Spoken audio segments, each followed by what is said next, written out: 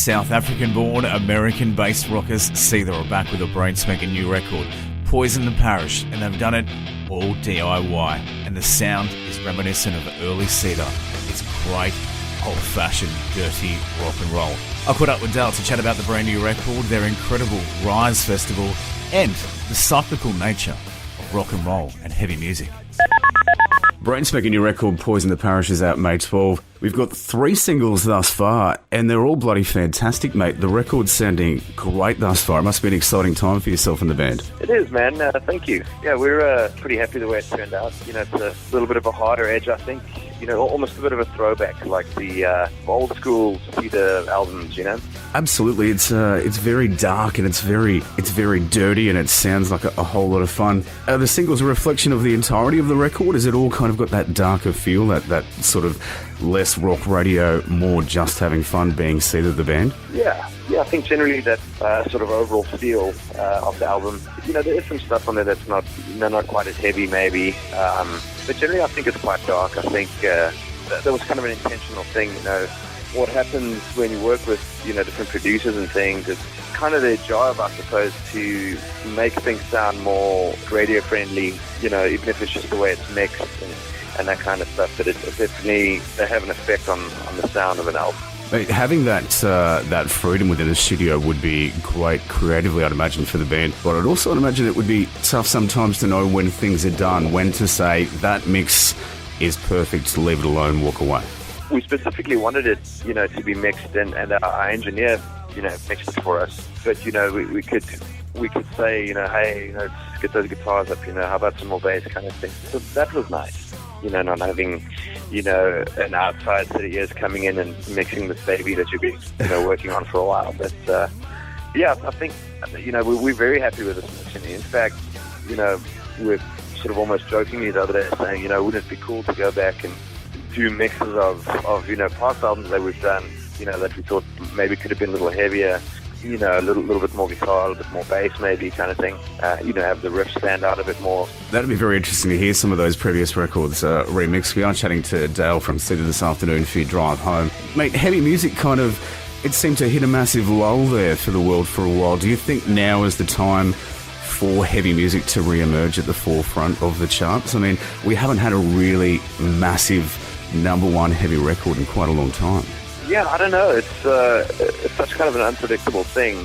The business has changed so much, but I feel like things do go in cycles. You know, it's like, you know, fashion or something like that. You know, I feel like rock music sort of, you know, becomes uncool, and then there's this new generation of kids that sort of go against the mainstream sort of EDM and electronic music. Oh man, we want to hear real guitars again and real people playing these instruments live. I mean, I feel like that's got to come back again. The film clip for Let You Down, it's pretty scary at times, mate. Sean, in parts of this, reminds me of Heath Ledger's The Joker. Are you guys horror movie fans? Are you subscribed to that old school Alice Cooper sort of schlock horror style of rock and roll? Yeah, I mean, you know, we grew up, you know, listening to that kind of stuff and, you know, seeing that kind of stuff, but that's not really the kind of band we are. You know, we're not going to wear like makeup on stage and that kind of stuff. You know, maybe here and there it's fun to do some stuff, but you know, we leave that for the pros. You know, the Alice Coopers and the Marilyn Mansons, and you know, maybe the Slipknots and stuff like that with the masks. But it was fun to do a video like that and just, you know, create some really, you know, thought-provoking and kind of disturbing imagery for, you know, for the song and maybe the album.